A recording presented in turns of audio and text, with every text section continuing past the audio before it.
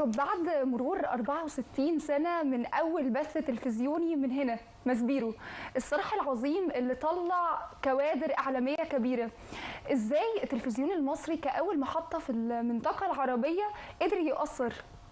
قدر يأثر في المنطقة العربية تقصدي؟ أيوه. إحنا الريادة. تمام؟ إحنا الأول، أول محطة. إحنا الواجهة. تمام؟ ماسبيرو أو الإعلام المصري هو ما زال وسيزال الجامعة اللي بيتخرج منها آلاف ومئات ومليارات الإعلاميين. صحيح.